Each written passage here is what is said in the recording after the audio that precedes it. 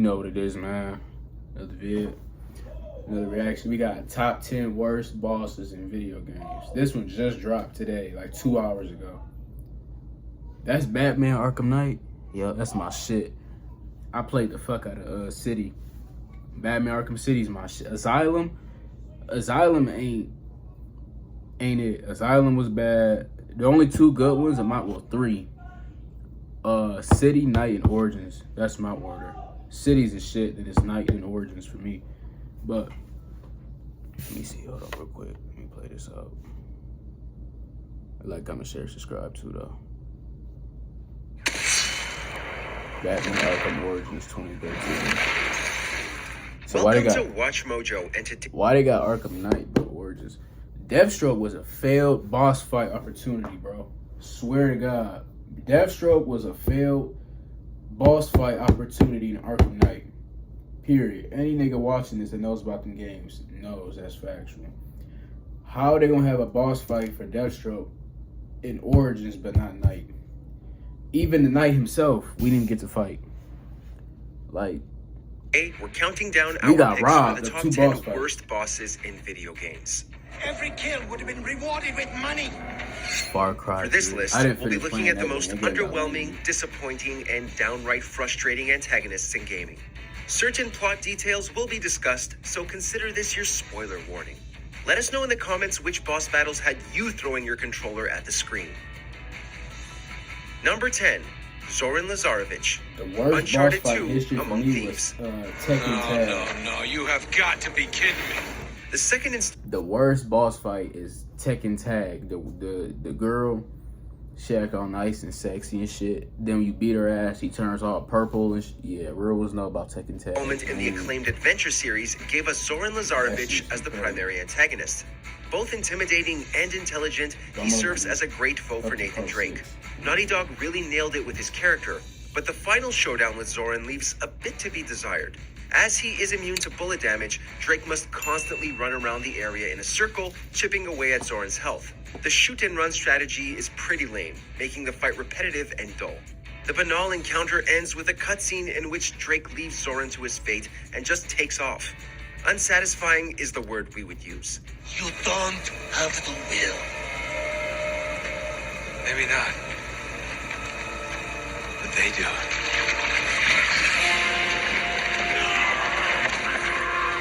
Number 9, Bed of Chaos, Dark Souls.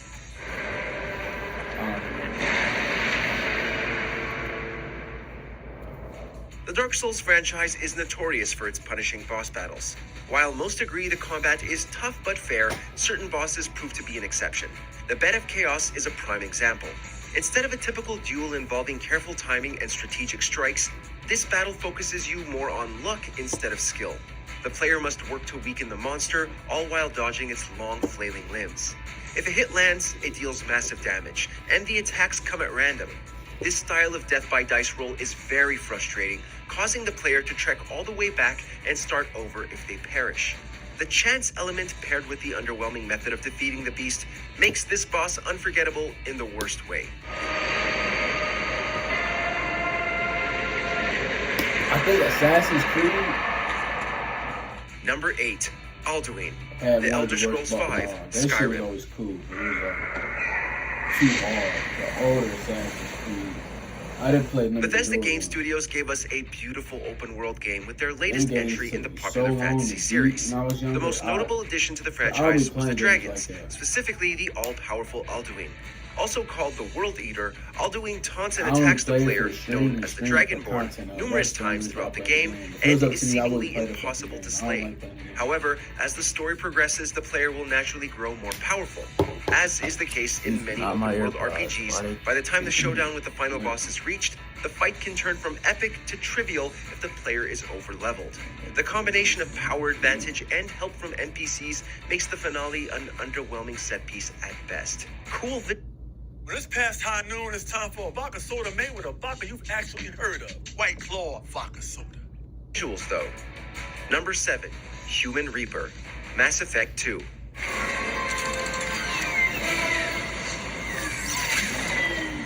Mass Effect 2 brought us many new features, allies, and quests, and definitely improved upon its predecessor.